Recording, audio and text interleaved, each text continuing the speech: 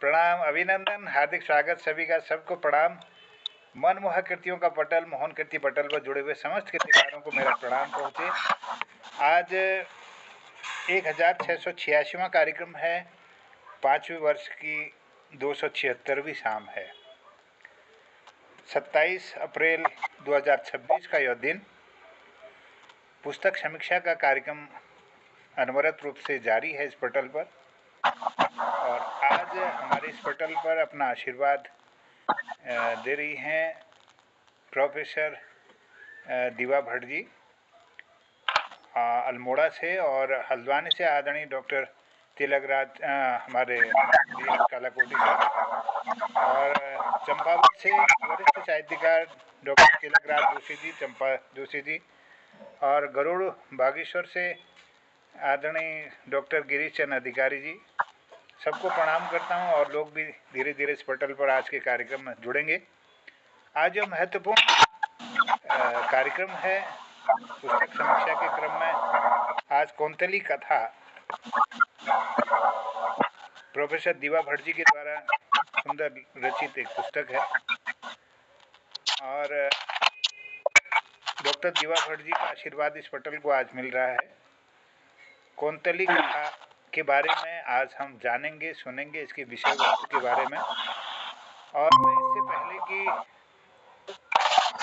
Doctor दीवा जी बोले, मैं उनका एक संक्षिप्त परिचय हमारे सभी लोगों के सामने रखता हूँ, हमारे श्रोताओं के, हमारे इस पटल पर जुड़े हुए समस्त कृतिकारों का स्वागत करता हूँ। आदरणीय राम सिंह तोमर जी का भी अभिनंदन, स्वागत, और आदरणीय प्रकाश चंद तिवारी जी का अभिनंदन, स्वागत। आइए अब इस कार्यक्रम में मैं डॉक्टर दीवा जी के बारे में उनका संक्षिप्त परिचय रखता हूँ। कुमाऊं विश्वविद्यालय नैनीताल के अल्मोड़ा परिसर के हिंदी विभाग में आपने 34 वर्षों तक अनवरत रूप से अध्यापन कार्य करने के पश्चात सेवानिवृत्ति ली है। आप हिंदी, कुमाऊनी और गुजराती भाषाओं में लगातार सृजन कर रही हैं। आपकी कई पुस्तकें प्रकाशित हैं, जिनमें कहानी संग्रह मेरे देश की चांदनी, 9 दिन चले 2.5 कोस, और चेतन कविता संग्रह हिंदी, अक्षरों का पुल, रास्ते अधूरे नहीं होते गुजराती, क्षणना भारा सहियारा, ओमिशियम, और शोधपरक पुस्तकें हैं हिमालयी लोक जीवन, उत्तराखंड की लोक साहित्य परंपरा, उत्तराखंड की सांस्कृतिक अभिव्यक्तियाँ, आधुनिक भारतीय कविता में मानव साहित्य की प्रतिध्वनियाँ। आपके द्वारा संपादित पुस्तकों में उनकी सूची है उत्तराखंड के हिंदी कवि, तुम्हारी ही बहन जी, उत्तराखंड की लोक संस्कृति में वैज्ञानिकता, कुमाऊनी पछाण। सहसंपादित पुस्तकें हैं उत्तराखंड के रचनाकार, मेरी रचना यात्रा, निबंध सप्तक, मानक हिंदी शब्दावली, भाषा संप्रेषण विविध आयाम, और अनुवाद की भी पुस्तकें हैं सरदार पटेल ए लाइफ, लेखक राजमोहन गांधी, अंग्रेजी से हिंदी, आँख आ अंध छे, कवि नरेंद्र मोदी, गुजराती से कुमाऊनी, 7 पगला आकाश माँ की लंबी भूमिका, स्त्रीनी यात्रा, कारागार थी कैलाश सुधी, लेखिका कुंदनिका कापड़िया, गुजराती से हिंदी, विंदा करंदीकर की चुनी हुई कविताएं, मराठी से हिंदी। विभिन्न पत्रिकाओं में हिंदी, कुमाऊनी और गुजराती रचनाएं प्रकाशित हैं। आपकी आकाशवाणी और दूरदर्शन से प्रसारित कई रचनाएं हैं। आपकी रचनाओं के अनुवाद गुजराती, पंजाबी, उड़िया, मलयालम तथा अंग्रेजी भाषाओं में प्रकाशित हो चुके हैं। कई पुरस्कार और सम्मान से आप अलंकृत हैं। क्षणना भारा सहियारा के लिए भगिनी निवेदिता पुरस्कार गुजराती साहित्य परिषद गांधीनगर गुजरात द्वारा, मेरे देश की चांदनी के लिए अनुशंसा पुरस्कार उत्तर प्रदेश हिंदी अकादमी लखनऊ उत्तर प्रदेश, नरभक्षी कहानी के लिए सारिका पुरस्कार, शीर्ष गीत रचना हेतु भारतीय कृषि अनुसंधान परिषद का उत्कृष्ट सेवा सम्मान, आधारशिला अंतर्राष्ट्रीय हिंदी साहित्य सम्मेलन मॉरिशस द्वारा महादेवी वर्मा सम्मान, आधारशिला अंतर्राष्ट्रीय हिंदी परिषद लंदन द्वारा साहित्य भूषण सम्मान, मोहन उप्रेती लोक संस्कृति कला एवं विज्ञान शोध समिति अल्मोड़ा द्वारा समिति सम्मान, कुमाऊनी भाषा साहित्य एवं संस्कृति प्रचार समिति द्वारा बहादुर सिंह बनोला स्मृति कुमाऊनी साहित्य सेवी सम्मान तथा पुष्पलता जोशी स्मृति कुमाऊनी कहानी लेखन पुरस्कार, उत्तराखंड सांस्कृतिक समिति द्वारा उत्तराखंड लोक कला सम्मान, संजीवनी सम्मान, लोक दक्षिणामूर्ति पूर्व विद्यार्थी सम्मान, उत्तराखंड संस्कृति साहित्य एवं कला परिषद की मानद सदस्य 2004 से अब 2006 तक रही है। आपका ईमेल एड्रेस है divabhat@gmail.com। इन महान विभूति का आज इस पटल पर हम सबको सानिध्य मिल रहा है और उनकी रचना कौंतली कथा के बारे में आज हम जानेंगे। मैं अनुरोध के साथ आमंत्रित करता हूं प्रोफेसर दिवा भट्ट जी को। बहुत बहुत अभिनंदन दीदी, स्वागत आपका। जय हो। अगर मेरी आवाज़ आप तक पहुंच रही हो। नमस्कार आप सबको, नमस्कार। और मोहन जोशी जी के इस पटल का धन्यवाद कि आपने मुझे यहाँ मौका दिया आज आप सबके बीच में आकर के अपनी बात रखने का। स्वागत दीदी, बहुत बहुत अभिनंदन। बहुत अच्छा लगा। तो आज की चर्चा कौंतली कथा पर होनी है। कौंतली कथा मेरी ही लिखी हुई है, तो जोशी जी कह रहे थे कि समीक्षा करनी है, तो अपनी रचना की खुद समीक्षा करना जरा कठिन कार्य है कि हम, क्योंकि जैसे अपने संतान होती है, अपने बच्चे होते हैं, वो प्यारे ही होते हैं, अच्छे लगते हैं। हालांकि उनकी कमियां भी हमारी नजर में होती है कई बार, लेकिन फिर भी हम उनके प्रति एक अलग तरह का रागात्मक भाव होता है। वैसे ही अपनी रचनाओं के प्रति भी होता है। फिर भी मैं कोशिश करूंगी कि थोड़ी तटस्थ होकर के इसके विषय में बता सकूं आपको। ये एक उपन्यास है, ये इसका मुख पृष्ठ है, आपको दिखाई दे रहा है? आप लोगों को दिख रहा हो तो ठीक है, ये इसका पृष्ठ है। ये 2024 में भावना प्रकाशन दिल्ली से प्रकाशित हुई है। शीर्षक है कौंतली कथा। अब जैसा है कि अब मुझे शुरुआत इसी से करनी पड़ती है कि ये जिज्ञासा एक लोगों में रहती है कि ये कौंतली का मतलब क्या हुआ। कौंतली शब्द भी लोग उच्चारण नहीं कर पा रहे हैं, अलग अलग उच्चारण उसके हो रहे हैं। ये कोई ऐसा शब्द नहीं है जिसका अर्थ खोजा जाए। ये एक गांव है, गांव का एक छोटा सा हिस्सा है, एक मोहल्ला समझिए एक तरह से। वैसे तो गांव की कहानी है पूरी, लेकिन उस कौंतली वाले क्षेत्र में ज्यादा ये घटनाएं घटित होती हैं और वो मुझे थोड़ा सा ज्यादा आकर्षक लगा वो नाम गांव के पूरे गांव के नाम की अपेक्षा, इसलिए मैंने कौंतली कथा इसका नाम रखा। शीर्षक कुछ और भी हो सकता था क्योंकि इसमें बहुत सारी बातें हैं जो उसमें से कई तरह के शीर्षक उत्पन्न हो सकते थे, परंतु सोचते सोचते ये लगा कि इसमें कई कहानियां हैं, अनेक पात्रों की छोटी छोटी कई कहानियां हैं और उन सब के पीछे एक विशाल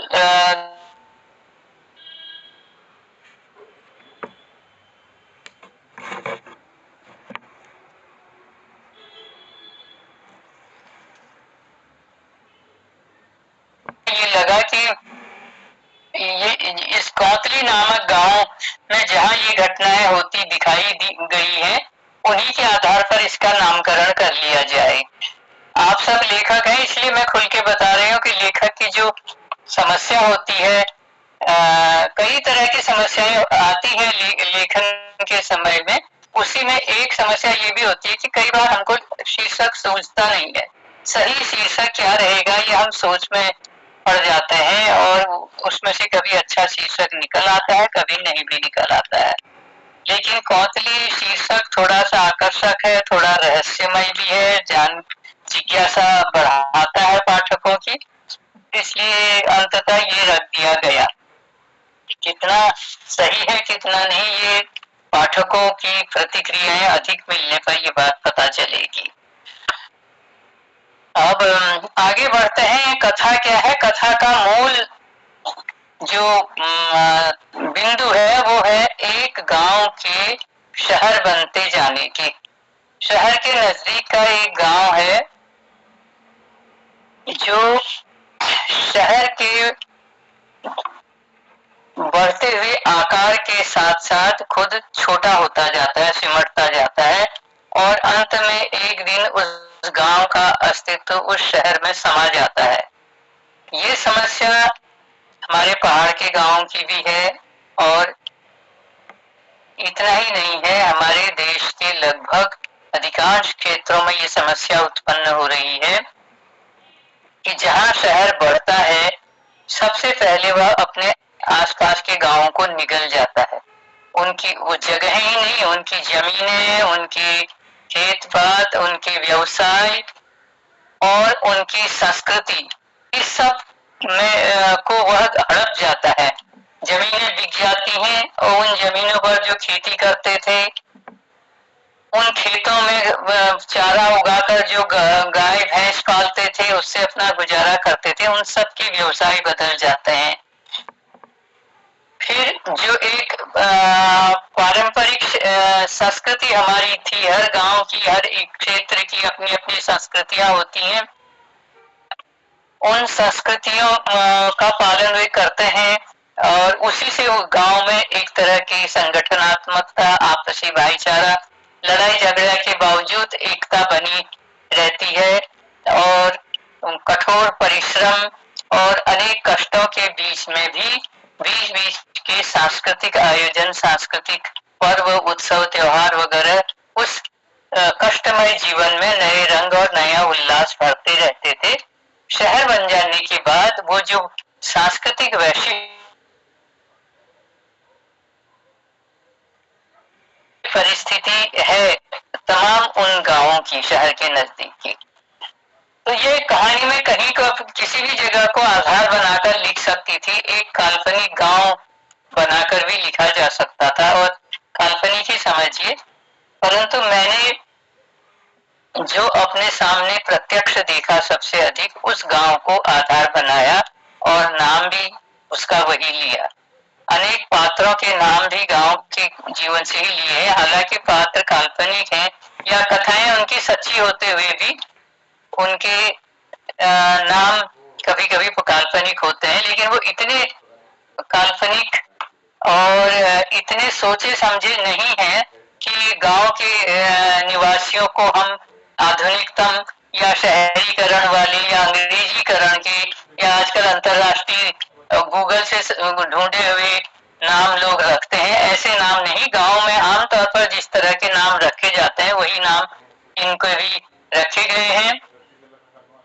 और परिस्थितियां तो ज्यों की मतलब उस गांव में जैसी जैसी घटित हुई वो अधिकांश सच कहानियां हैं और ये कहानी है। तो ये तो मैंने आपको बताई कि समस्या के मुख्य इसका केंद्रीय बिंदु, केंद्रीय तत्व क्या है इस उपन्यास का। लेकिन जब आप पढ़ेंगे तो आपको ये अलग से ये चीज कहीं नहीं मिलेगी, इसमें पात्रों के माध्यम से कहानी आती है। तो एक अल्मोड़ा में एक गांव है जिसका नाम है खत्याड़ी। वहां पहले खूब अच्छी खेती होती थी, दूर और बहुत बड़ा उस ग्राम सभा का क्षेत्र है, उनके खेत, उनके जंगल, उनकी खेती, सब एक तरह के समृद्ध लोग थे। लेकिन आप लोगों में से अधिकांश अल्मोड़ा आते जाते हैं, सबने देखा होगा। उस गांव फिर धीरे धीरे उस गांव के एक तरफ विश्वविद्यालय बना। विश्वविद्यालय ने अपना आकार अपने भवनों की आवश्यकता के लिए जमीनें ली, तो नजदीकी खत्याड़ी की ही जमीनें ली जा सकती थी। आकाशवाणी बनी, आकाशवाणी को भी जगह चाहिए थी, तो वो क्योंकि खत्याड़ी के ऊपर बना हुआ था तो उसने भी अपने भवनों के लिए, आवासों के लिए खत्याड़ी की जमीनें ली। उसके बाद अल्मोड़े का बेस अस्पताल बना, वह भी गत्याड़ी की भूमि पर बना, तो वहाँ की जो उनकी वन पंचायत की जमीन जितनी ली गई उससे ज्यादा उनकी खेतों को लिया गया। उनकी खेती सारी एक तरह से उस अस्पताल के आकार में समर्पित हो गई, उसमें विलुप्त हो गई। तो उस गांव को आधार बनाया है, लेकिन इस तरह से नहीं कहा गया है। इसमें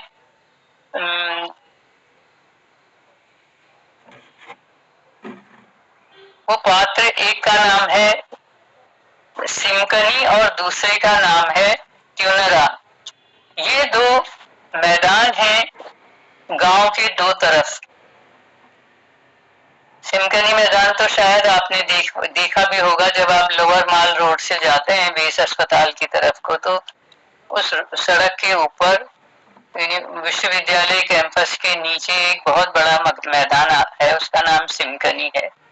और बेस अस्पताल के ऊपर एक छोटा मैदान है, उसको ट्यूनरा कहते हैं। अब वहाँ दुकानें बहुत बन गई हैं, भर गया है, लेकिन पहले गांव का बड़ा मैदान होता था। ये दो मैदानों के बीच में बसा हुआ गांव है। तो ये दो मैदान, दो पात्र हैं जो इस गांव को देखते रहते हैं और वो आपस में बात करते हैं, और उनको लगता है कि ये परिस्थितियां धीरे धीरे बदल रही हैं, चिंता जैसी उनको होती है। फिर चीज आती है कि एक महिला किसी नौकरी पेशा महिला और उनके के घर में बर्तन मांजने का, खाना बनाने का, सफाई का काम कर रही है। वहां से उसकी अनेक दिक्कतें भी शुरू होती हैं, अनेक संघर्ष। तब कथा शुरू होती है कि वह क्यों और कैसे इन घरों में बर्तन मांजने लगी। तो उसके वहां से कहानी शुरू होती है। उसके ससुर, उसके बुढ़े ससुर मतलब पति के दादा परदादाओं की बहुत जमीनें थी, कई नालियों, फिर वो बेटों में बढ़ती गई। उसके बाद इस महिला के ससुर के पास भी काफी खेती थी, वे उसी से अपना गुजारा करते थे। लेकिन एक दिन अचानक पता चलता है कि वो डिग्री कॉलेज जो था वो विश्वविद्यालय बन रहा है। विश्वविद्यालय को जमीनें चाहिए, जिसकी जमीनें उसके आसपास है, उसकी सीमा से लगी हुई है, वो सब सरकार लेने वाली है। तो उनको वो लोग जमीनें ले ली जाती हैं और उनको मुआवजा, उनको जो पैसे मिलते हैं एक मुश्त मिल जाते हैं। अब वहां से कहानी शुरू होती है कि धीरे वो पैसे जो एकदम मिल गए उस किसान को जो खेती बाड़ी से अपना गुजारा करता था, उन पैसों का क्या होता है। तो ऐसे कई किसानों को मिले, गांव के बहुत सारे लोगों को मिले, किसी ने कुछ किया। कुछ लोगों ने बचत भी की, बैंक में रख दिए, किसी ने दूसरी जगह जमीन खरीद ली, किसी ने मकान बना लिया। लेकिन इस आदमी के एक तो लोगों ने मांग लिया, भाई तुम्हारे पास तो इतने लाख रुपए आ गए, हमको इसके लिए दे दो, उसके लिए दे दो। और उसको बड़ा गर्व हुआ, क्योंकि जीवन में उसने इतने पैसे एक साथ कभी देखे नहीं थे। तो वो दानी भी बन गया। फिर उसके कुछ मित्र लोग उसको ले गए,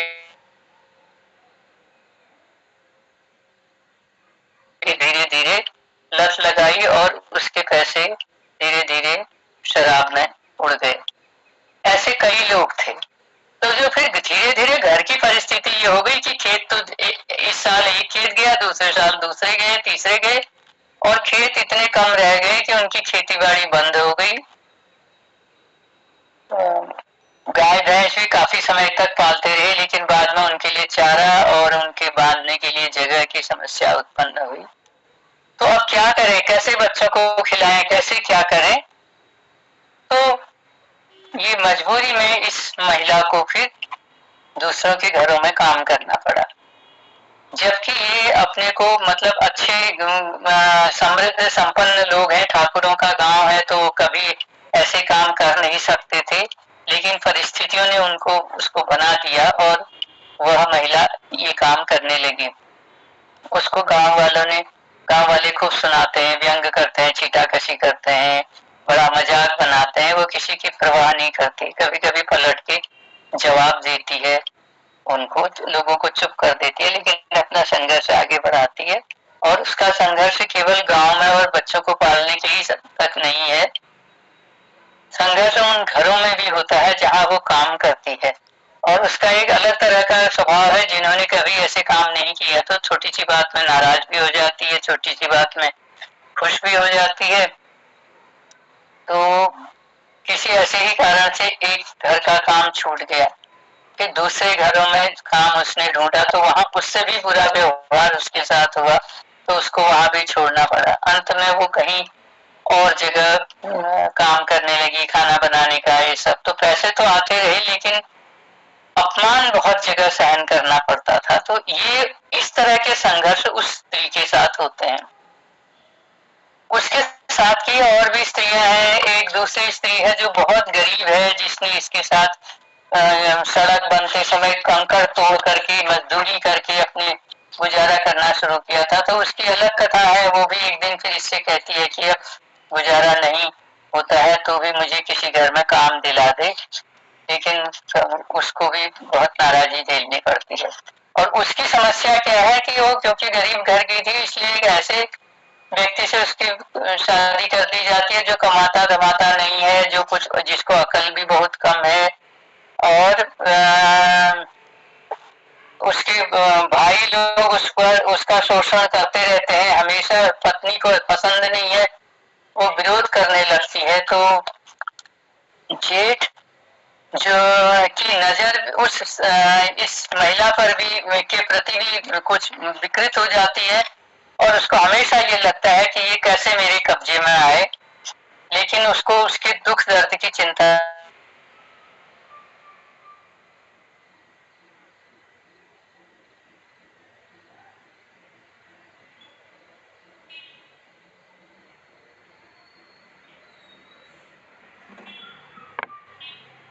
कोई वो अपनी पत्नी से को पूछता तक नहीं है, उसके दर्द की कोई परवाह नहीं है, कुछ नहीं है। तो बहुत दुखी स्त्री है।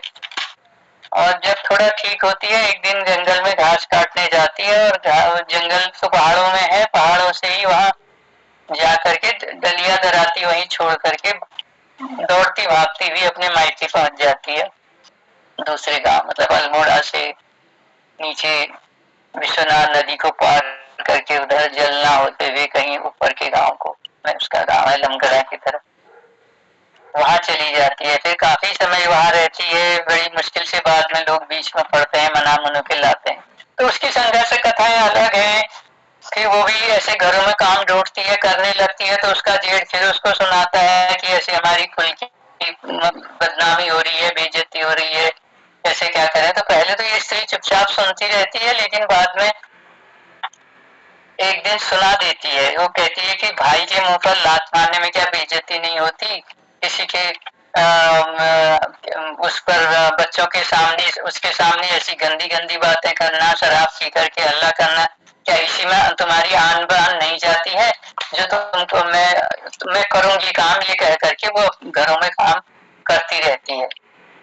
तो इस तरह की कुछ परिस्थितियां हैं। कुछ स्त्रियां दूध बेचती है, गाय पालती है, दूध पैदा करती है, लेकिन दूध बेचने के लिए शहर में पुरुष लेके जाते हैं और शाम को वो पीते हुए आते हैं। तो उन स्त्रियों की भी कहानियां हैं अलग अलग। ये भी कहानी है परिस्थितियां कि वो बीमार होते हैं लोग। वो कथा है कि बच्चा बीमार है स्त्री का, वो उसको फुर्सत नहीं है बच्चे को देखने की, वो बीमारी बढ़ती जाती है। क्या करें क्या करें, तो एक आकर के कहता है कि भाई इसको तो नजर लगी है। फिर नजर का उपाय होता है।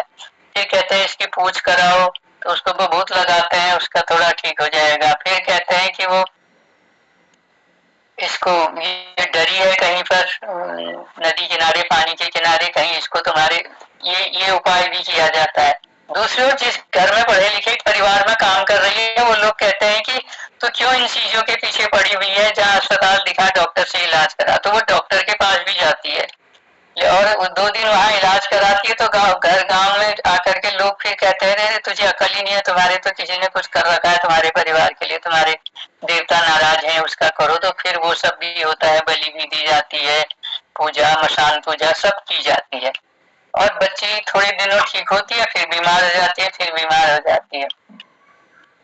अंत में उसको अल्मोड़ा में वो ठीक नहीं हो सकते, हल्द्वानी लाते हैं, उसके पास उतने पैसे ही नहीं है, गांव वाले पैसे इकट्ठा करके लाते हैं, एक दिन दिखाते हैं तो हल्द्वानी वाले कहते हैं तुमको या तो यहीं भर्ती करना पड़ेगा या फिर कहीं बाहर ले जाओ दूसरी जगह। उस स्त्री के पास न पैसे हैं न तो इस लायक नहीं है कि वो घर भी संभाल या घर तो घर संभाल ले या वो बच्चे बीमार बच्चे को बाहर ले जाके इलाज करा सके। तो बहुत दुखी है होती है वो स्त्री। और इस संघर्ष में अंत में एक दिन वह बच्ची मर जाती है, खत्म हो जाती है। इस स्त्री की भी कथा है कि जब इसके गोठ में जगह नहीं है, इस समस्या के कारण वो अपनी गाय उसको बेचनी पड़ती है, तो वो ऐसे दुखी होती है जैसे उसके परिवार का कोई प्रिय व्यक्ति बिछुड़ गया हो। और बीच बीच में जा करके जहाँ गाय बेची वहां जाके उस गाय को देख आती है, रोती धोती है उसके वियोग में। गाय किसी दिन जंगल से घर नहीं आई रात को, तो सुबह सुबह उसको ढूंढने निकलती है और उसकी फिक्र में रोती है।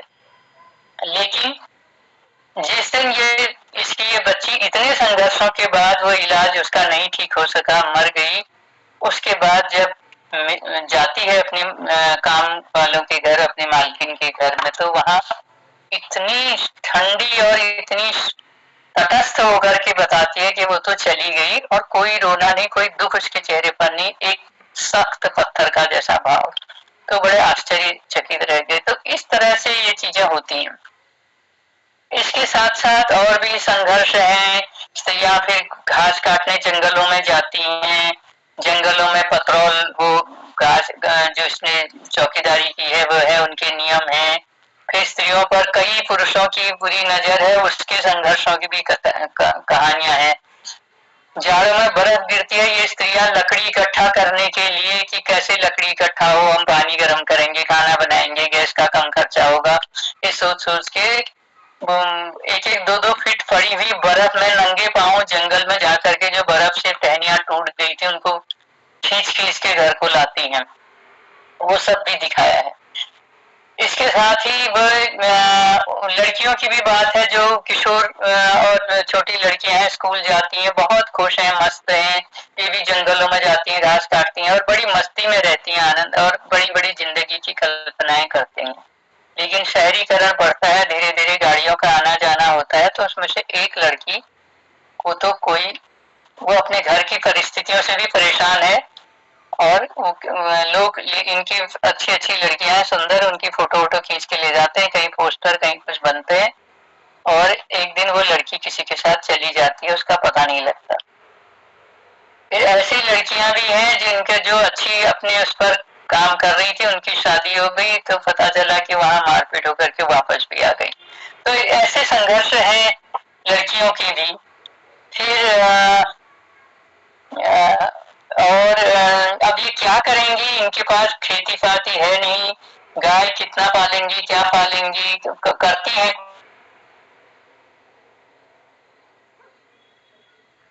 तो करते हैं गृह उद्योग का, कटाई बिन वगैरह का। तो ये महिलाएं वहां जाती हैं, वहां जाने लगती हैं तो इनको थोड़ा सा सजने संवरने का, जरा व्यवस्थित बाल हाल बनाने का ये सलीका भी वो सीखने लगती हैं और नजरें खुलने लगती हैं।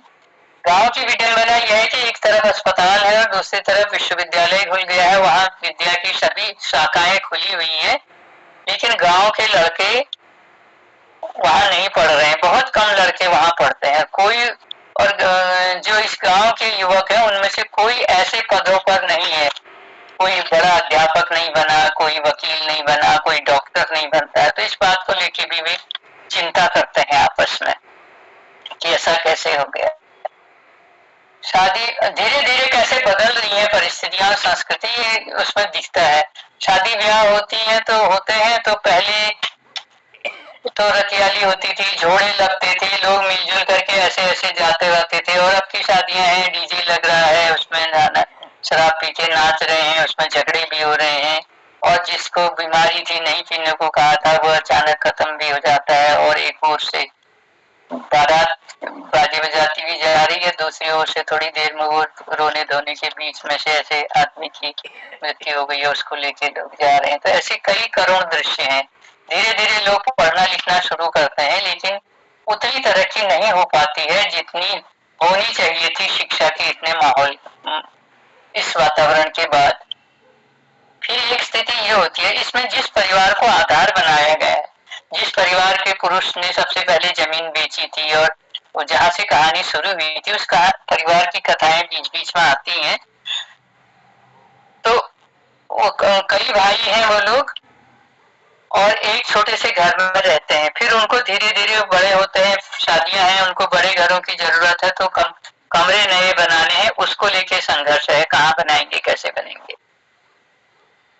और नए छोटे भाइयों की शादी करनी है, किससे करेंगे, पैसा तो है ही नहीं। तो एक खेत जो बचा हुआ था वहां पर उसको बेच करके उससे जो पैसे मिलते हैं उससे दो भाइयों की शादी एक साथ करके वो खेत भी खत्म हो जाते हैं।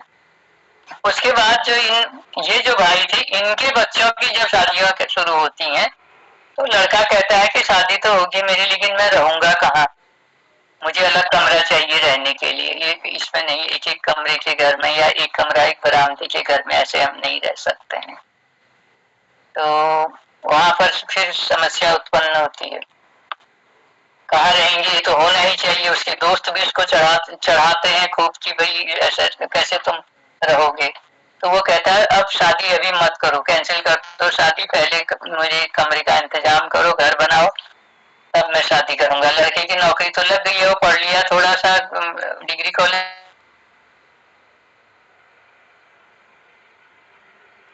अब शादी की बात नहीं, ये बात हो जाती है। सबको लगता है कि इसी के लिए नहीं, शादी में जो मेहमान आएंगे उन्हीं को सोने के लिए भी हमारे घर में जगह नहीं, हम कहाँ ठहराएंगे सबको।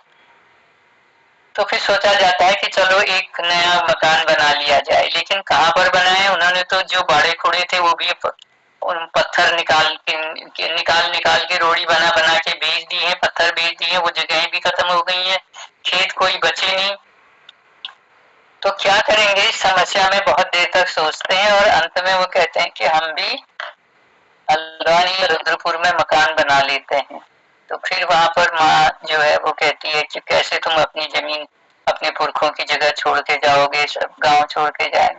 तो लड़का कहता है सब तो चले गए हैं, वहीं हमने क्या बिगाड़ रखा है, हम भी वहीं जाएंगे, वहीं मकान ढूंढेंगे, बनाएंगे। तो ऐसे एक मकान की ले लिए, मतलब अंत में यहाँ पर बात पूरी होती है। इसके बीच में और बहुत सारी छोटी कहानियां हैं इन्हीं पात्रों की भी, और बहुत सारी बातें हैं, ये होता है। और अंत में फिर से तीनरा और सिमकनी दो पात्र सामने आते हैं। तो अब उनकी परिस्थिति ये हो गई है कि पहले सिमकनी से कोई आवाज लगाता था तो त्युनरा में सुनाई देता था, त्युनरा और सिमकनी की आपस में बातचीत होती थी। लेकिन अब इतने मकान बीच में बन गए हैं, हवा इतनी प्रदूषित हो गई है कि वहां की आवाजें यहाँ नहीं सुनाई देती। कहानी की शुरुआत में उत्तरायणी का बच्चों का काले कौवा कहते हुए सुनाया गया है, बीच में उनके फूलदेली का, होली के ऐसे प्रसंग बार बार आते हैं। तो वो अब वो सब नहीं सुनाई देते। अब कौवे भी वहां से गायब होने लगे, कौवे नहीं दिखाई देते, आवाजें नहीं सुनाई देती। ये परिवर्तन आया है। शराब के विषय में भी काफी मतलब कई जगह दिया गया है कि हर स्त्री अपनी अपनी कथा सुनाती है, मेरा पति ऐसे वो करता है, वैसे ऐसे ढूंढ ढांड के ले जाता है, करता है। सब परिस्थितियां परेशान होती हैं। तो एक दिन कहीं सुनती है वो कि भलाने गांव में लोगों ने सिसोन की चफाक लगा करके अपने गांव के उनको सबक सिखाया था और शराब छुड़वाई पुरुषों की। तो ये स्त्रियां भी वो कोशिश करती हैं, फिर भी कुछ रह जाते हैं। लेकिन इसमें ये भी दिखाया है कि जिन लड़कों ने अपने बचपन और किशोरावस्था में अपने पिताओं, चाचाओं, ताऊओं को शराब पी करके उधम मचाते हुए और हल्ला गुल्ला करते हुए और गांव में उनकी बेइज्जती होते हुए उनका दुर्व्यवहार देखा और गांव के लोगों की आंखों में उनके लिए कोई इज्जत नहीं थी, ये सब बचपन से देखा था।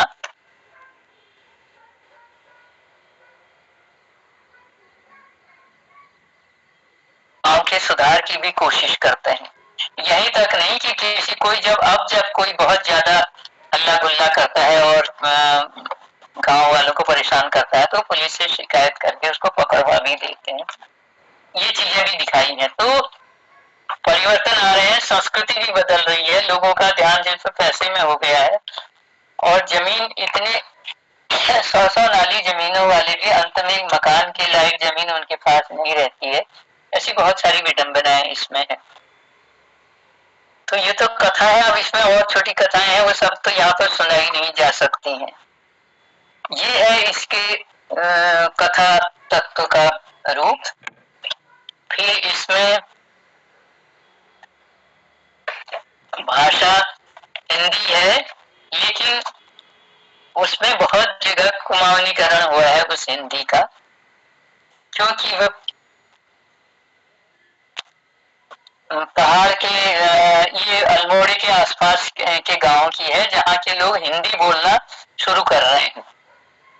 किसी भी शहर के आसपास ये होता है कि बच्चे नई पीढ़ी वो सब बोलते हैं और आपस में वो कुमाऊनी ही बोलते हैं, लेकिन हिंदी भी बोलते हैं तो उसका वो कुमाऊनी रूप होता है, और कुमाऊनी भी बोलते हैं तो हम उसको ज्यों का त्यों कथा में हिंदी कहानी में नहीं लिख सकते, इसलिए भी उनको उस तरह से बोलते हुए दिखाया है। उस तरह के उनके संवाद हैं। ये भाषा की बात है और संवाद बहुत है। आपस में संवादों में कथा कई जगह चलती है, कहीं वर्णनों में तो कहीं कथाओं में।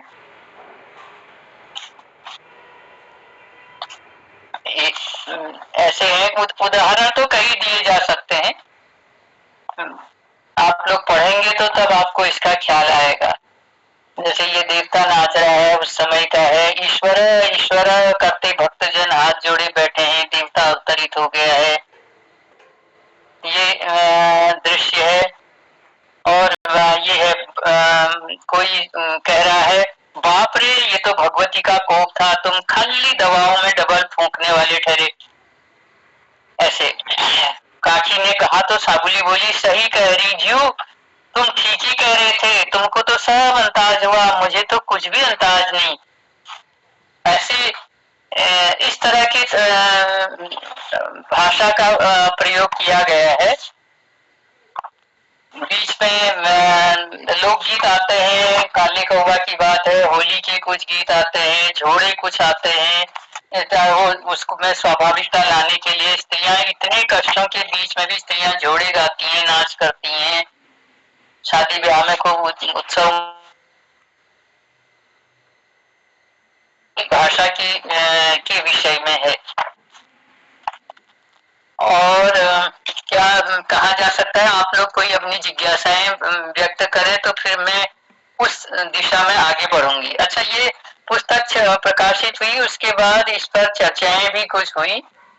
यहाँ हल्द्वानी में इसका विमोचन कार्यक्रम हुआ, उसमें काफी इस पर गहराई से इस पर एक हमारे अच्छे कथाकार हैं हमारे यहाँ के दिनेश कर्नाटक, उन्होंने काफी विस्तृत समीक्षा इसकी की।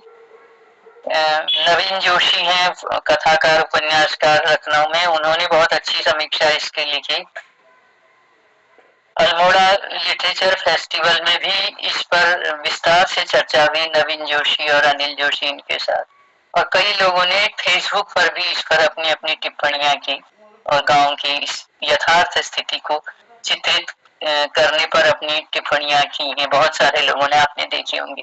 अभी मैं ये जिस फोन में ये आपसे बात कर रही हूँ, उसी फोन में वो कुछ टिप्पणियां लोगों की रखी हुई है, तो अभी सुना नहीं सकती हूँ। आप लोग कभी पढ़ेंगे तो देख सकते हैं। तो है तो ये एक विचार, एक समस्या हमारे देश की जो बदलती हुई परिस्थितियों को इसमें दिखा रही है। लेकिन जिन महिला और ये पात्र की कथाएं देखते हैं तो ये नारी प्रधान कथाएं लगती है, क्योंकि ज्यादातर स्त्रियों के माध्यम से ये कथाएं कही गई है कि उनको घर गृहस्थी चलाने में कितने तरह की मुश्किलें आती हैं, कैसे वो उनका सामना करती हैं, ये दिखाया है। तो इसलिए बहुत कई पल इसमें बहुत ही संवेदनापूर्ण आते हैं। हृदय को द्रवित करने वाले ऐसे भी प्रसंग कई बार आते हैं। तो ये है बात सब इस तरह के हैं। अब आप लोग कुछ पूछें। बहुत बहुत धन्यवाद आदरणीय दीदी, और बहुत सुंदर कथानक आपने लिया है। और ये आंचलिक उपन्यास है, और इसमें स्थानीय शब्दों के साथ में जो लोक जीवन है आपने इसमें बखूबी तरीके से इसमें समाहित किया हुआ है। बहुत अच्छा लगा, आपको बहुत बहुत बधाई। कौंतली कथा के अंतर्गत आपने बहुत लोक जीवन की कई कथाओं को समेटा है, मुझे ऐसा लगता है।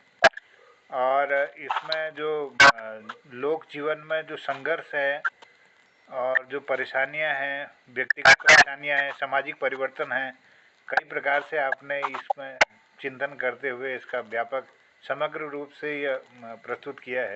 बहुत बहुत बधाई आपको और धन्यवाद करता हूँ। हमारे पटल पर जुड़े हुए आदरणीय डॉक्टर जोशी जी चंपावत से जुड़े, हल्द्वानी से डॉक्टर BS कालाकोटी जी, आदरणीय गिरीश अधिकारी जी गरुड़ बागेश्वर से, और आदरणीय गिरीश चंद्र बिष्ट जी दिल्ली से, और कृपाल सिंह शीला जी बासोट विज्ञासेन से इस पटल पर जुड़े हैं, और दिनेश पांडे जी हल्द्वानी से जुड़े हैं, डॉक्टर निर्मल जी अल्मोड़ा से जुड़े हैं, प्रकाश चंद तिवारी जी हल्द्वानी से भी इस कार्यक्रम में जुड़े हुए हैं।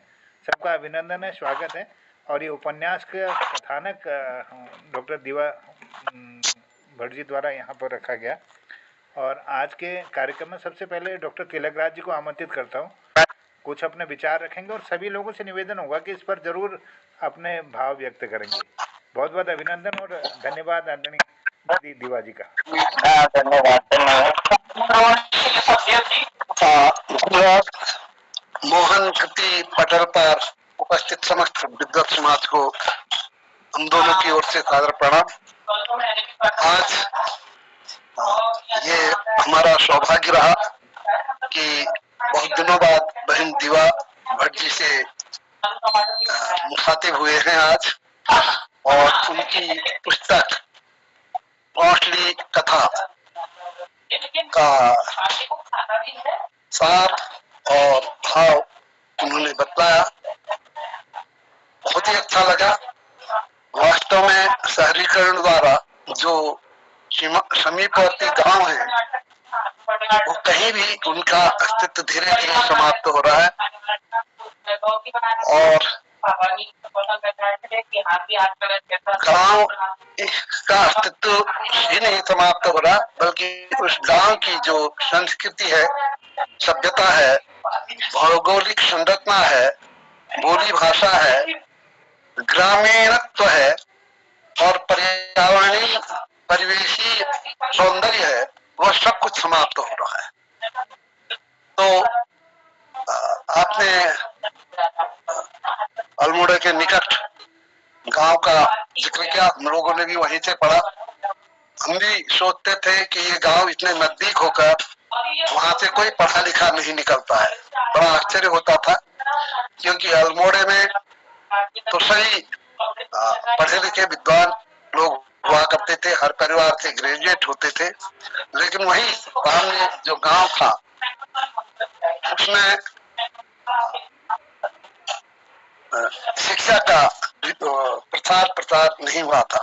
उसके बाद तो वहां पर कई संस्थाएं खुल गई, डिग्री कॉलेज एक विशाल रूप में हुआ, नीचे कैंपस बन गया, हॉस्पिटल चला है, और ऊपर भी कई विकास के कार्य हुए हैं। तो इन सब के कारण उस गांव का जो मूल स्वरूप रहा वही समाप्त हो गया है, और उसका जो सौंदर्य था वो नहीं रहा।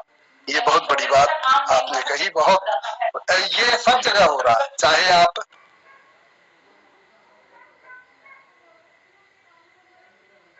बागहट में यही हो रहा है। समीपवर्ती गांव का नाम ही कुछ दिनों में समाप्त हो जा रहा है। वो गांव अभी तो हम उसे अलग गांव के जानते हैं, लेकिन बाद में वो गांव अलग अलग नाम से भी नहीं जाने जा रहे हैं। तो ये बड़ी कष्टकर स्थिति है गांव के लिए, समीपवर्ती गांव के लिए। आपने की जो ये कहा कथानक कही इसमें जो आपने पात्र बतलाए, तो उससे भी पता चलता है कि आपने महिलाओं के कष्टों को अधिक देखा है, उसका अधिक मार्मिक किया वर्णन चित्रण प्रस्तुत किया है। और ये स्वाभाविक ही है, क्योंकि दिया भट्ट स्वयं एक नारी है। नारी ही नारी के पीड़ा को अधिक अच्छी तरह से समझ सकती है और उसके अंतरतम भावों को समझ सकती है। तो आपने बड़े सुंदर ढंग से दो तीन नारियों के जो कथानक इसमें सुनाई, आपने बड़ा मार्मिक लगा। और उनका संघर्ष परिवार की ओर से संघर्ष है, समाज की ओर से संघर्ष है, और साथ ही साथ समाज से इतर जो लोग हैं उनसे भी संघर्ष करना पड़ रहा है। तो ये संघर्षमय उनका जीवन चल रहा है। और साथ ही साथ आपने एक चीज और बतलाई कि हमारे जितने भी इन गांवों में जो पहले हमारे सांस्कृतिक कार्यक्रम होते थे या तीज त्योहार होते थे, जैसे शादी, जनेऊ, होली, दिवाली, तो उन सब में विकृतियां आ रही है। अब जनेऊ पहले 2 दिन का हुआ करता था, बल्कि कभी कभी तो 3 दिन लगते थे उसमें। अब वो 3 घंटे का आयोजन रह गया है। इसी प्रकार शादी जो 2 दिन में हुआ करती थी, वो भी अब घंटों में सीमित हो गया है, 1-1.5 घंटा 2 घंटे का हो गया है। और इसी तरह से होली, दिवाली, होली में तो पहले अल्मोड़े में ही जब हम रहते थे तो होली में बैठक होली इतनी जमनी रहती थी कई दिनों तक। लेकिन अब होली का केवल 1 दिन का हुड़दंग रहता है, बस होली के दिन जो मैदानों में होता है वही हमने पहाड़ों में भी वही संस्कृति सीख ली कि छरेड़ी के दिन खूब गाली गलौज की जाए, शराब पी जाए और मस्ती की जाए। तो इस तरह से हमारे ये जो जितने भी होली, दिवाली वगैरह थे, इनमें विकृति हो गया है। इनका भी आपने ये चीजें भी आपने अपने संज्ञान में ली है। और साथ ही साथ आपने विकास के नाम पर जो जमीन जायदाद बिक गए उसका पर भी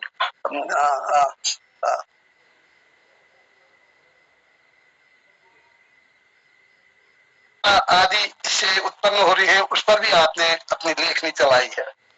और सबसे अच्छा मुझे ये लगा कि इस उपन्यास में आपने जो बात कही कि कुमाऊनी भाषा को लेकर भी आपने इसमें प्रयोग किए हैं, कि जैसे कि बिरजा ने कहा या कोई पहाड़ी शब्द है कि उन पहाड़ी शब्दों को लेकर हिंदी में मिश्रित करके उनका प्रयोग किया, जिसके लिए उपयुक्त हिंदी शब्द नहीं हो सकता है तो पहाड़ी से हो सकता है। तो उससे एक रोचकता आ गई उसके प्रयोग से, और हमारे इससे 2 फायदा हो रहा है। एक तो रोचकता हो गई, एक शब्द की सामर्थ्य बढ़ गई, शब्द सामर्थ्य बढ़ गया, और एक हमारे पहाड़ी का प्रचार प्रसार भी होगा। ये भी इसका मुझे फायदा लगता है। तो इस तरह से आज दिया भट्ट जी ने जो अपनी कथानक, अपनी कहानी, उपन्यास, कौशली कथा जो सुनाई, वो बहुत अत्यधिक रोचकतापूर्ण आपने सुनाई। और मैं बड़ा व्यग्र हूँ कि कैसे मुझे ये पुस्तक मिलेगा, और मैं निश्चित इसका अनुशीलन करूंगा, अध्ययन करूंगा। आपको हार्दिक बधाई इस पुस्तक के लिए। और पटल में सभी सदस्यों को सादर नमस्कार के साथ मैं अपनी वाणी को विराम देता हूँ। धन्यवाद।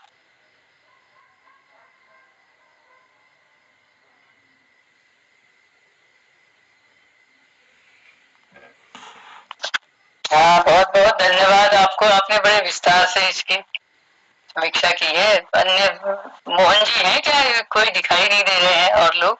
जी जी जी जी, धन्यवाद डॉक्टर तिलक, हाँ, बहुत आभार, ठीक है। धन्यवाद। परिवेश में परिवर्तन तो बहुत हुआ है आजकल। जैसे कि गांव धीरे धीरे शहर की ओर आ गया। हमारे जो गांव दर्शानी था, दर्शानी पाए शिल्ली गांव से मिलकर के एक छोटी से कस्बा, ये पड़ाव हुआ करता था कभी। गरुड़ पूरी मार्केट हो गई है, और गरुड़ से वहाँ गागरीगोल तक लगभग 7-8 किलोमीटर की एक ही बाजार हो गई है। और इसमें जैसे पलायन हो रहा है हमारे क्षेत्र में, पलायन उल्टा हो रहा है, मतलब ऊपर के जो पहाड़ियों के जो लोग हैं वो नीचे गरुड़ कस्बे में घर बना रहे हैं, और यहाँ के जो खेत हैं उनमें मकान बन गए हैं। जो जहाँ धान गेहूँ की फसल लहलाती थी, आज वहाँ गलियाँ बन गई हैं, लेंटर के मकान बन गए, और पूरे आबादी बढ़ गई और नगर पंचायत बन गई, और कुछ दिनों में नगर पालिका बन जाएगी, है ना।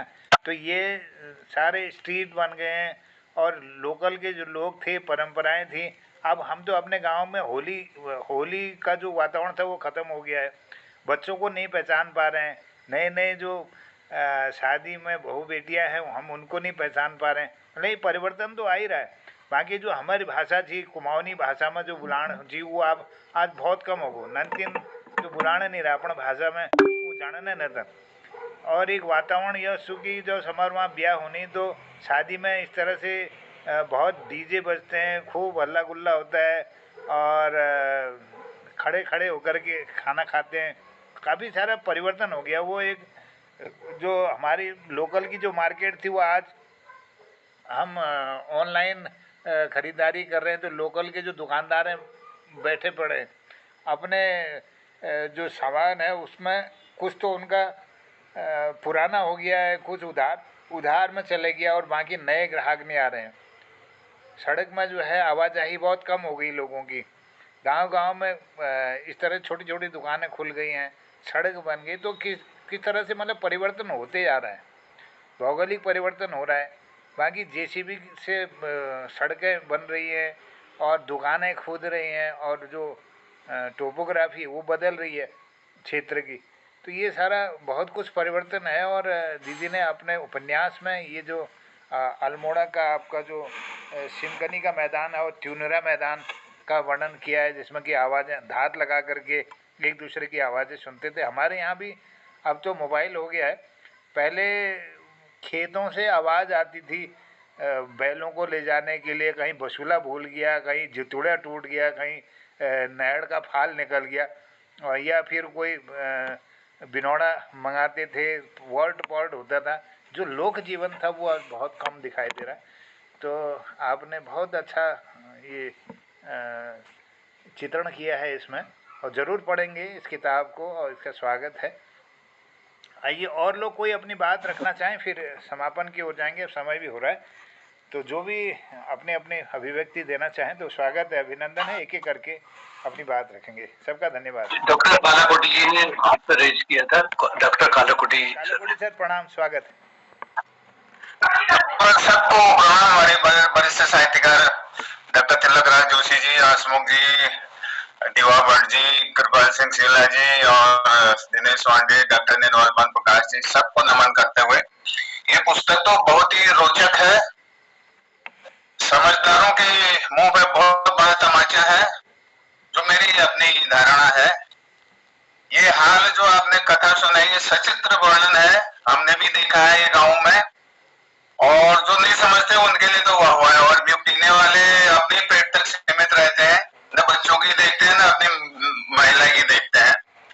हमारे उत्तराखंड में क्या नहीं है, अगर इसको ढंग से यूज किया जाए। नारायण दत्त तिवारी जी के बाद कोई भी ऐसा दूरदृष्टि वाला मुख्यमंत्री नहीं आया जो उत्तराखंड को संभाल सके। मुझे कहने में कोई याद नहीं।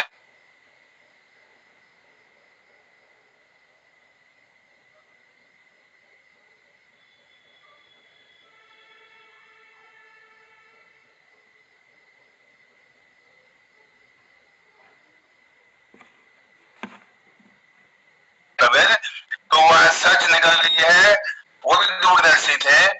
और हमारे यहाँ क्या ही हो सकता है, लघु उद्योग हमारे यहाँ हो सकते हैं, कुटीर उद्योग हमारे वहाँ हो सकते हैं। हमारे यहाँ इतने खुशबूदार पेड़ पौधे जिनकी अगरबत्तियां हमारे पूरे उत्तराखंड में बन सकती है। ये अगरबत्ती कौन नहीं जलाता है? मुसलमान जलाते हैं, हिंदू जलाते हैं, क्रिश्चियन जलाते हैं, सभी लोग जलाते हैं। कितना बड़ा व्यापार इसका हो सकता है। नींबू से हमारे यहाँ पिठिया पहाड़ों में बनता था पहले, बचार और ये पाठक लोग जहाँ रहते हैं ऊपर दसौली की तरफ। हमारे यहाँ इतने आम होते हैं, इतने केले होते हैं। आज जो बॉर्नविटा ट्राई करके छोटे छोटे उद्योग अगर कोई मुख्यमंत्री सोचे। हमारे पहाड़ का किलमोड़ा जो है मुरादाबाद दिल्ली से आके लोगों ने खत्म कर दिया, क्या वो स्मॉल स्केल लघु उद्योग वहां नहीं लग सकता था? हमारे यहाँ की खड़िया आगे कलकत्ता तक चली गई खोद के, क्या वहीं पर वो पाउडर साइंटिफिक वैज्ञानिक ढंग से खोदा जाता, वहीं लोगों को रोजगार मिलता, वहीं पर उसका पाउडर बनता, वहीं पर पेंट इंडस्ट्री बनती। तो ये मुख्यमंत्री जो भी हमारे आए उनका दृष्टिकोण होना चाहिए था। हमने गाड़ गधेरे खोद दिए, रेता निकाल दी, बजरी निकाल दी। चीड़ के पेड़ क्या नहीं हो सकता? वो चीड़ के पेड़ को जब रंदा लगाते हैं जो बारीक उसके लंबे में आता है, और एसी में आजकल लोग लगाते हैं उसको खुशबू आने के। पहले खर्च लगाते थे, अब वो खर्च खत्म हो गया है तो चीड़ का लगा रहे हैं, कहीं से तो जा ही रहा। चीड़ के जो सौदे होते हैं ठेठे ठेठे जाके किच्छा में एक आदमी उसके ब्रैकेट बना रहा है, उसमें जलता भी जल्दी है, कैलोरी भी ज्यादा है और इंडस्ट्रीज में वो बेचता है। तो इस प्रकार के छोटे छोटे उद्योग जो है हमारे यहाँ अभी भी आज भी ये हमारे जो पॉलिसी मेकर हैं उनमें ये कमी है। लेकिन वो आप किसी ने पूछ दिया ऐसा क्वेश्चन तो कौन बोला तुमको हमको चुन के भेजो, क्यों भेजा? ये ऊपर सवाल आता है। आखिरी ब्लेम जनता को ही जा रहा है। तो अब जनता जागरूक होनी चाहिए। अच्छे जो आदमी किसी भी दल का हो, योग्य आदमी हो, विचार वाला हो, विचारशील आदमी हो, उसको सुन के भेजना चाहिए।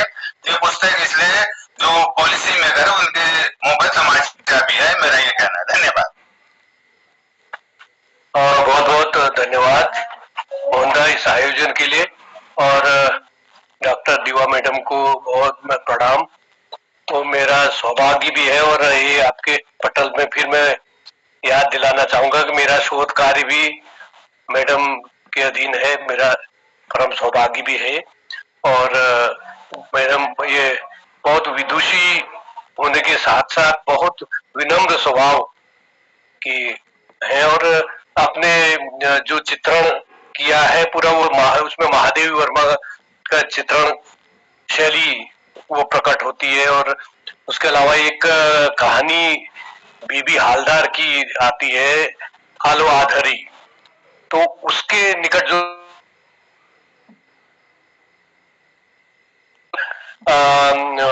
व्यक्त किया है। और उसके अलावा ये जो हम लोग प्रत्यक्ष में देख रहे हैं, जो ये काम करने वाली हैं, बहुत सी महिलाएं ऐसी हैं जो घर से त्यागी हुई या स्वयं पति के शराबी होने के कारण परित्याग कर करके आ रही हैं और यहाँ पर बच्चों को पढ़ा रही हैं, किस परिस्थिति में जी रही हैं, तो मकान बदलना और उनकी समस्या।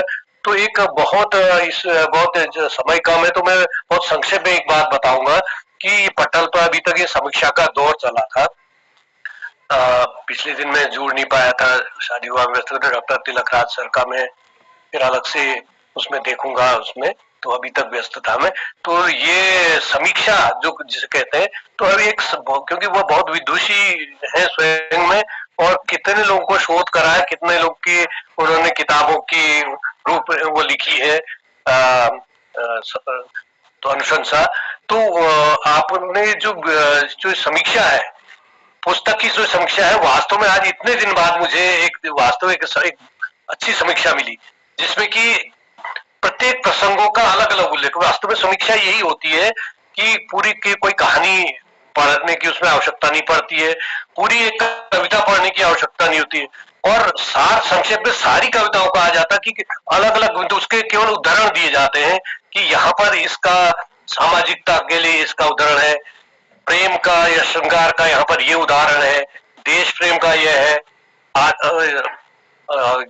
भक्ति का यहाँ पर यह है, क्या कोई रस विशेष का उल्लेख है, छंद विशेष का, तो उसके केवल उदाहरण दिए जाते हैं। तो और आपकी कथा जो उपन्यास तो निसंदेह बहुत बड़ी है, जिसको 2 या 3 दिन लग जाने चाहिए, लेकिन आपने उतनी बुद्धिमत्ता से उसको संक्षेप में और सारा समझ में आ गया, किन किन प्रसंगों को लिया है और क्या हो सकता है, और उससे उत्कंठा और बढ़ गई है, उसको जानने की, पढ़ने की अभिलाषा जो बढ़ गई है। बहुत बहुत साधुवाद प्रणाम करता हूं मैं, और मैडम को बहुत बहुत प्रणाम है, और स्वस्थ जीवन की शुभकामनाएं। धन्यवाद।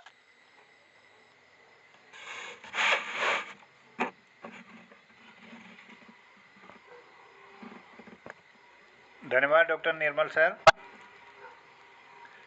बहुत बहुत आभार। और हमारे बीच में आदरणीय गिरीश चंद्र बिष्ट हसमुख जी भी जुड़े हैं दिल्ली से, और बासोट से जुड़े हैं आदरणीय कृपाल शीला जी। आप भी कुछ बात रखना चाहें तो स्वागत है, अभिनंदन है। जी, सबसे पहले तो डॉक्टर दिवा भट्ट जी का बहुत बहुत मैं आभार व्यक्त करना चाहूंगा कि आज उनके द्वारा इस पटल को जो है समीक्षा के रूप में अपना जो है अमूल्य समय दिया गया। और जहाँ तक उनके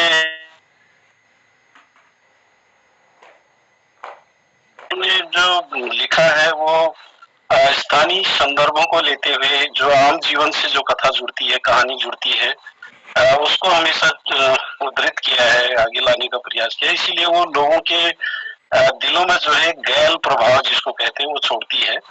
और इसमें भी मुझे जो लगा हमारी स्थानीयता को जो है प्रमुखता दी गई। हमारे जो अल्मोड़ा क्षेत्र से लगे, चाहे वो सिमकनी के गांव हो, त्युनरा के गांव हो, तो मैम ने बहुत पुराने समय में हमको ले गई।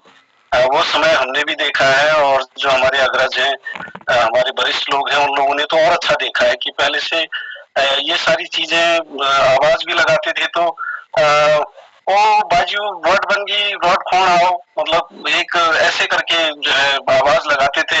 और एक टाइम रहता था वो, उसमें हर किसी को लगता था कि अब जो है मुझे घर वाले जो है बुलाने वाले होंगे खाने के लिए, ऐसा कुछ था। लेकिन आज हम अब यदि इसको आप दूसरे तरीके से लिखने की आज के समय में जरूरत पड़ेगी तो आज ये स्थितियां हैं कि बगल में यदि भाई है या ईजा है या पापा है या जो पिताजी हैं तो उनको फोन करके बुलाया जा रहा है, मिस कॉल मारी जा रही है, हिंट दिया जा रहा है कि भाई कुछ ऐसा है, खाना बन गया है। इस तरीके से कोई बोलना किसी से बोलना ही नहीं चाहता। और पहले से आर पार के जो गांव है उनमें संदेश ऐसे ही पहुंचते थे। रात को तो और साफ सुनाई देता है, आप थोड़ा सा भी हल्के में भी बोलेंगे तो एक संवाद जो है ऐसा लगता है जैसे घर के अंदर हम बात कर रहे हैं, ऐसे आर पार के गांव संवाद हुआ करता था। तो सारी चीजें पहले से मौखिक ही चलती थी। कोई गांव में यदि कोई मृत हो गया तो बोलते थे एक आवाज लगानी है, तो किसी ऊंचाई वाले स्थान से एक बार कहा जाता था कि आज ये कोई एक्सपायर हुए हैं, तो बस वो सूचना होगी। लेकिन आज हम देखते हैं कहीं तो पता ही नहीं लगता, हफ्ता महीना भर भी हो जाता है, किसी के मृत्यु हुए तो पता ही नहीं लगता कि कब क्या हो गया घर की। तो ये सारी चीजें हैं, मतलब हम बहुत ही ज्यादा जो है आधुनिकता में जी रहे हैं, मुझे कुछ ऐसा लगता है।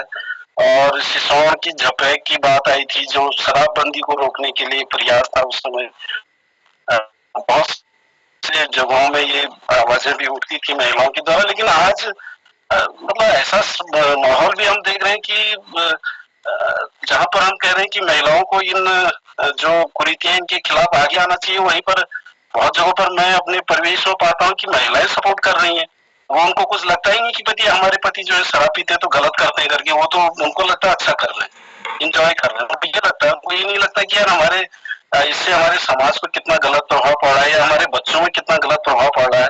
और सामाजिकता जो है हमारे बीच से जो है धीरे धीरे खत्म हो रही है। और यहाँ तक की स्थितियां ऐसी बिगड़ी हैं पहले से, मतलब आपने हम सबने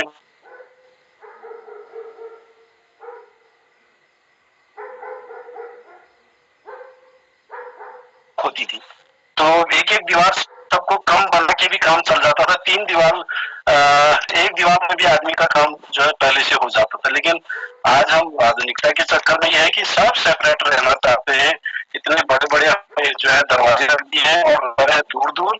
और उसका प्रभाव मेरे हमारे एक लोकेलिटी में ये तक हुआ कि वो घर में जो है बुजुर्ग अकेले रहते थे तो उनके बच्चे जो है दिल्ली रहते थे, तो फोन से ही ऐसी 2-4 दिन में संपर्क करते थे। तो एक बार उनके बच्चों ने उनके घर में फोन लगाया तो स्थिति ये हुई कि उन्होंने फोन नहीं उठाया। अब कहाँ से उठाते, वो तो डेड हो गए थे, उनकी मृत्यु हो चुकी थी। तो फिर किसी अन्य गांव के किसी से कहा गया यार जरा देख दो तो क्या क्या बात हुई होगी, फोन नहीं उठा रहे पिताजी करके। तो देखा उनको 4 दिन एक्सपायर हुए हो गए थे, सड़ गई बॉडी। तो ये हमारी सामाजिकता है आज। पहले से लोग एक साथ क्यों रहना चाहते थे, इसी दुख सुख के लिए एक साथ रहना चाहते थे, लेकिन आज किसी से कोई मतलब ही नहीं। तो 4 दिन बाद वो जो है डेड बॉडी जो है फिर कीड़े तक पड़ गए थे या गर्मी के दिन थे, जैसे तैसे उनका जो है अंतिम संस्कार फिर 7 दिन बाद हुआ। तो हमारी ये सारी स्थितियां हैं जो कि पहले और आज में जो है बदलाव को दिखाती हैं कि हम कितने जो है किस तरीके से सामाजिकता से दूर होते जा रहे हैं। तो ज्यादा नहीं कहते हुए मैं यही कहना चाहूंगा कि मैम ने जो ये सारी चीजों का जो एक चित्रण किया है, जो कि यथार्थ चित्रण है, तो अपने आप में हमें बहुत कुछ उसमें संदेश देता है। बहुत बहुत धन्यवाद। सभी को नमस्कार। सभी विद्वानों ने एक विस्तृत समीक्षा मैडम की वाणी में उनकी उपन्यास के बारे में सुनकर करी है, तो समय भी कम है। मैं अधिक कुछ न कहकर मैडम की वाणी में उन्हीं के उपन्यास की विषय वस्तु मैंने सुनी, तो प्रथम दृष्टया मुझे भी यही लगा कि कौतली के बहाने कुमाऊं के हमारे पहाड़ी जीवन के ग्रामीण जीवन की पृष्ठभूमि पर रचा गया है एक संवेदनशील उपन्यास जरूर है, और पलायन की पीड़ा, खेती किसानी का संकट और गांव की महिलाओं का संघर्ष विस्तृत रूप से इसमें उभारा हुआ, गहराई से उकेरा हुआ ऐसा सुगंध हम पढ़ाने वालों ने महसूस लिया है जब 30 मिनट 40 मिनट मैडम को सुना। तो यही कहूंगा कि एक यह अनुमान लगाकर कि अगर इसे पढ़ा जाए तो आप खत्म किए बिना नहीं छोड़ पाएंगे, ऐसा मैंने महसूसा, और इस आधार पर कभी न कभी उपन्यास को पढ़ना चाहूंगा और मैडम को शुभकामनाएं देता हूँ। धन्यवाद। सगळं उपस्थित जनों प्रणाम से नमस्कार से मैं अपन कोई टॉपर में केले निकोड़े में सबको प्रणाम कर रहा हूँ। मैं थोड़ी दौर्बल्य स्थिति में छन बीमारी की, और अपन ये तुम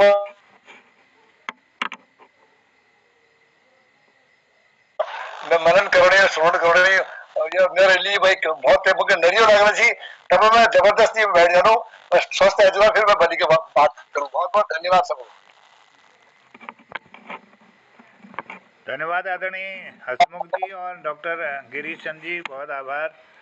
और अपन बात करना लीजिए हमारे बीच में कृपाल सिंह शीलाजू, आभार, और डॉक्टर BS कालाकोटी जी, बहुत बहुत आभार, धन्यवाद। धन्यवाद तिलक राजू। और ये आंचलिक जो उपन्यास और हमारे डॉक्टर निर्मल जूला अपन बात धरी पुस्तक समीक्षा ये क्रम में अगिल फिर और एक नई किताब दगाड़ हम ये कार्यक्रम में जुड़ो, और संभवतः वो हमार प्रकाशन पुनेठा जो किताबक एक ये में समीक्षा है पिथौरागढ़ बटी कार्यक्रम में जुड़ा, और पुस्तक समीक्षा की ये जो क्रम छो ये कौश लागणो आप लोगों को, मैं कह लागूँ कि ये थोड़ा सा मेल लीजिए तो बहुत उपयोगी और ज्ञानवर्धक कार्यक्रम बढ़नो। और मैं बहुत आभार व्यक्त करना डॉक्टर दीवा भट्ट जी। और ये आंचलिक जो उपन्यास हुई ये यहाँ लेखकों को एक दिशा प्रदान करो कि लगी गद्य साहित्य में बहुत कम लिखण हो, और ये गद्य विधा में अपन पूरा समाजक जो रीति रिवाज छन, त्यौहार छन, और जो यहाँ का संघर्ष जो लोक जीवन में संघर्ष जो और जो राजनीतिक जो परिदृश्य जो सब कुछ में समाहित करो। तो यहाँ जो लेखक सन उनको यह कि एक दिशा बढ़ेल, और यह साहित्यिक सिद्धि वृद्धि करण में बहुत यह कि भूमिका है लिए उपन्यासक। तो मैं आज कार्यक्रम में के लिए कि समय हो तो मैं इजाजत मांगते हुए कार्यक्रम का समापन और ले जाना जी। और मैंने धन्यवाद देना चाहूँ आपो के सब लोगन के, आप सबन के भल के सबने सुना और अपन प्रतिक्रिया सबन दी। जो किताब अमेजोन पर उपलब्ध जो जिनके जिज्ञासा छो मैं वहाँ पढ़ सकनी, आजकल दुकानों में मिले ना आते, बुक सेलर धरण होने तैयार नहीं हो, तो अमेजोन में छो बहुत लोग वहीं पे मंगोनी कौतली कथा दीवा भट्ट के उमें मिल जाला अपन लोगन के। बहुत बहुत धन्यवाद। तो और जब पढ़ना तब अपन तब प्रतिक्रिया और समीक्षा की छो, तो मैं जो मेरे मुखल के लिए बात है जो छाप बढ़ने हुई उसे छू या कि अलग छू, आप लोग ने प्रतिक्रिया जानने में के उत्सुकता रहो।